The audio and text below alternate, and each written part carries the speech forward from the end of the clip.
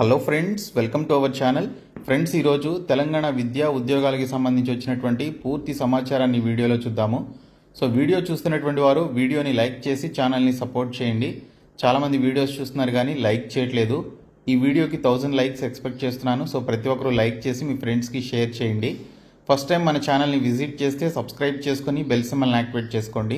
డీటెయిల్స్లోకి వెళ్లే ముందు అన్ఎంప్లాయీస్కి ఒక గోల్డెన్ ఆపర్చునిటీ అండి. మీరు 10th ఇంటర్ డిగ్రీ పాస్ అయ్యి మీ సొంత ఏరియాలో మీ దగ్గరలోనే జాబ్ చేయాలి అని చెప్పేసి మీరు భావిస్తున్నట్లయితే డిస్క్రిప్షన్లో ఉన్నటువంటి MrVijay.in అనేటువంటి వెబ్సైట్ లింక్ పై క్లిక్ చేసి ఇక్కడికి వచ్చిన తర్వాత మీరు ఇక్కడ క్యాండిడేట్ లాగిన్ అనేటువంటి ఆప్షన్ పై క్లిక్ చేసి మీరు ఎటువంటి ఫీ లేకుండా మీకు సంబంధించినటువంటి డీటెయిల్స్ అన్ని కూడా ఫిలప్ చేసి రిజిస్టర్ చేసుకున్నట్లయితే మీ దగ్గరలో ఉన్నటువంటి మీ సొంత ఏరియాలో ఉన్నటువంటి కంపెనీస్ లేదా ఆర్గనైజేషన్స్ లో ఉన్నటువంటి ఎంప్లాయీస్ అండ్ హెచ్ఆర్స్ అందరూ కూడా ఈ వెబ్సైట్ లోనే ఉంటారు. సో మీకు సంబంధించినటువంటి డీటెయిల్స్ అన్ని కూడా ఈ విధంగా చూసి వారే మీకు కాల్ చేసి జాబ్స్ అయితే ఇవ్వడం జరుగుతుంది. కాబట్టి డిస్క్రిప్షన్ లో ఉన్నటువంటి MrVijay.in అనేటువంటి వెబ్సైట్ లింక్ పై క్లిక్ చేసి ఇక్కడికి వచ్చిన తర్వాత ఇక్కడ క్యాండిడేట్ లాగిన్ అనేటువంటి ఆప్షన్ పై క్లిక్ చేయండి. క్లిక్ చేసిన తర్వాత ఇక్కడ మీకు రిజిస్టర్ నౌ అని చెప్పేసి ఉంటుంది. సో దీనిపైన క్లిక్ చేయండి. ఈ రిజిస్ట్రేషన్ ఫామ్ లో అడిగినటువంటి డీటెయిల్స్ అన్ని కూడా మీరు ఫిలప్ చేసి ఇక్కడ సబ్మిట్ అనేటువంటి ఆప్షన్ పై క్లిక్ చేయడం ద్వారా మీ దగ్గరలో ఉన్నటువంటి కంపెనీ హెచ్ఆర్స్ అండ్ ఎంప్లాయీసే మీకు కాల్ చేసి జాబ్స్ అయితే ఇస్తారు. సో డిస్క్రిప్షన్ లో లింక్ ఉంటుంది. ఇమ్మీడియట్ గా ఈ ఫామ్ అయితే ఫ్రీగా ఫిలప్ చేయండి. ఎటువంటి ఫీ అయితే లేదు. ఫస్ట్ అప్డేట్ వచ్చేసి స్టాఫ్ సెలక్షన్ కమిషన్ నుండి SSC CGL combined graduate level examination కి సంబంధించిన నోటిఫికేషన్ రిలీజ్ అయింది. మొత్తం 14,582 పోస్టులతో ఈ నోటిఫికేషన్ రిలీజ్ చేశారు. ఈ నోటిఫికేషన్కి ఏదైనా డిగ్రీ క్వాలిఫికేషన్ ఉన్నటువంటి వారు 9th జూన్ నుండి 4th జూలై మధ్యన ఆన్లైన్లో అప్లికేషన్స్ పెట్టుకోవాలి. 13th ఆగస్ట్ నుండి 30th ఆగస్ట్ మధ్యన టైర్ 1 ఎగ్జామినేషన్ కండక్ట్ చేస్తారు. అందులో క్వాలిఫై అయినటువంటి వారికి టైర్ 2 ఎగ్జామినేషన్ డిసెంబర్లో కండక్ట్ చేయడం జరుగుతుందని ఇక్కడ డీటెయిల్స్లో క్లియర్గా మెన్షన్ చేయడం జరిగింది. ఇందులో మనకి గ్రూప్ బి, గ్రూప్ సి స్థాయి పోస్టులు అయితే ఉంటాయి. ఆ పోస్టులకి సంబంధించి మీరు అప్లై చేయాలి అంటే 18 నుంచి 32 సంవత్సరాల మధ్య మ్యాక్సిమం వయసు ఉన్నటువంటి క్యాండిడేట్స్ అందరూ అప్లై చేసుకోవచ్చు. కొన్ని పోస్టులకి 18 నుంచి 30 సంవత్సరాలు, మరికొన్ని పోస్టులకి 20 నుంచి 30 సంవత్సరాలు, మరికొన్ని పోస్టులకి 18 నుంచి 27 సంవత్సరాల మధ్య వయసు అయితే ఉంటుంది. So group B, group C స్థాయి పోస్టులని బేస్ చేసుకుని ఈ విధంగా ఏజ్ లిమిట్స్ అయితే ఉంటాయి.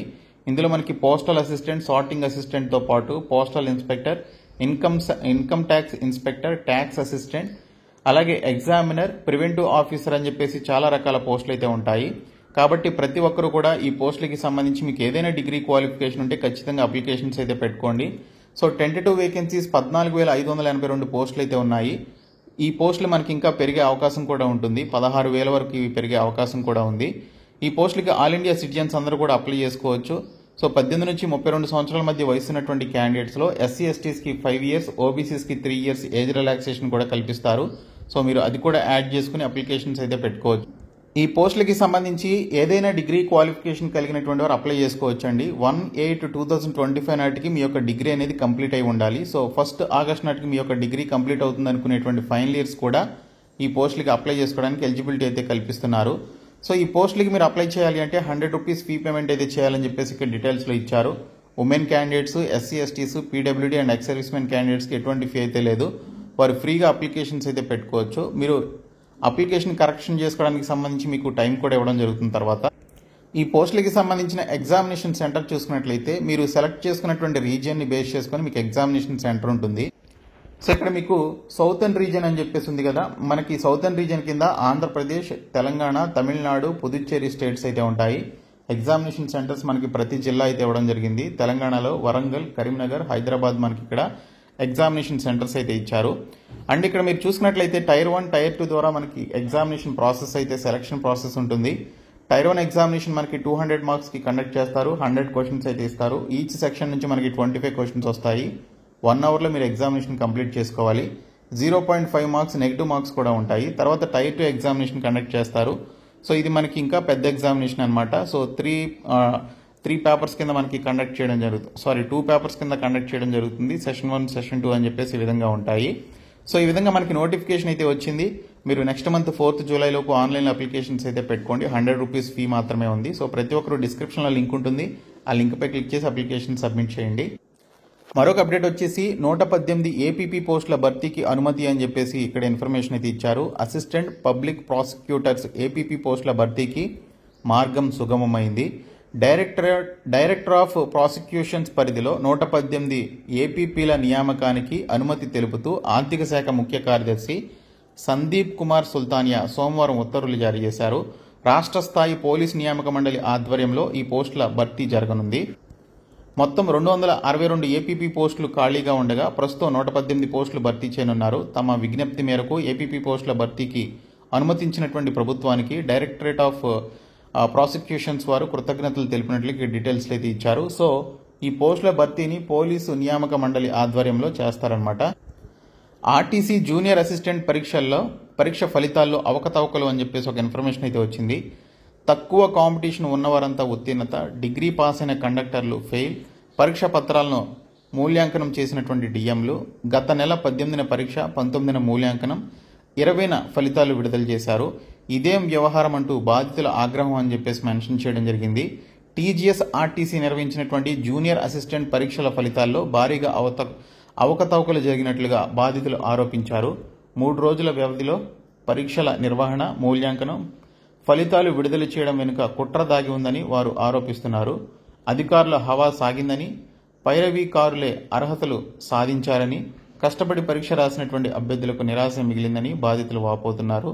హాల్ టికెట్ల జారీ విషయంలో ఒక్కో డిపో ఒక్కో రకంగా నెంబర్లు కేటాయించి హాల్ టికెట్లు విడుదల చేశారని, అనుకూలమైనటువంటి అభ్యర్థులకు అనుకూలమైన సెంటర్లు కేటాయించినట్లు వారు ఆరోపిస్తున్నారు.